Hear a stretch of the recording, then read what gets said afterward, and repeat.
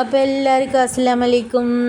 ഇന്നലെ എനിക്ക് നല്ലൊരു ഫാമിലി ഇഫ്താർ കേട്ടോ, ചിന്നത്താൻ്റെ വീട്ടിൽ, അത്താൻ്റെ അനിയൻ്റെ വീട്ടിൽ. അപ്പോൾ ഞങ്ങൾ ആദ്യം പോയിരുന്നവർ ഞാൻ കുറച്ചേ വീഡിയോ എടുത്തുള്ളൂ. ബാക്കിയുള്ള ആളുകൾ ആരും ഞാൻ വീഡിയോ എടുത്തിട്ടില്ല കേട്ടോ. അങ്ങനെ നല്ല കുട്ടിയായിട്ട് പോയിട്ടിരുന്നിട്ടുണ്ട്. അങ്ങനെ വീഡിയോ ഒക്കെ എടുത്ത് ഓരോരുത്തരായിട്ട് പിന്നെ വന്നുകൊണ്ടിരിക്കണം. അതിൻ്റെ ഇടയിൽ ഫുഡ് ഓർഡർ ചെയ്തതൊക്കെ വന്നു, അതൊക്കെ കൊണ്ടുവച്ചു. പിന്നെ ഫ്രൂട്ട്സൊക്കെ കട്ട് ചെയ്യുന്നുണ്ടായിരുന്നു.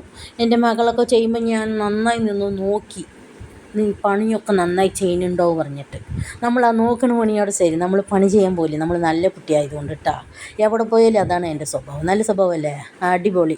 അങ്ങനെ മകൾ ഇതെല്ലാം നാരങ്ങ വെള്ളമൊക്കെ ഒഴിക്കുന്നുണ്ട്. അപ്പോൾ അവിടെ എല്ലാവരും ഉണ്ട് സഹായിക്കാൻ. അപ്പോൾ അവനൊന്നും വീഡിയോ എടുത്തില്ല, സാധനങ്ങളെ മാത്രം വീഡിയോ എടുത്തു. അപ്പോൾ നോമ്പ് തുറക്കാനായിട്ട് അതും പലഹാരമായിട്ട് നൂലുപൊട്ട്, പത്തിരി, പൊറോട്ട, പിന്നെ കറി, കുറുമ ചാറും ഗ്രേവിയും ഉണ്ടായിരുന്നു.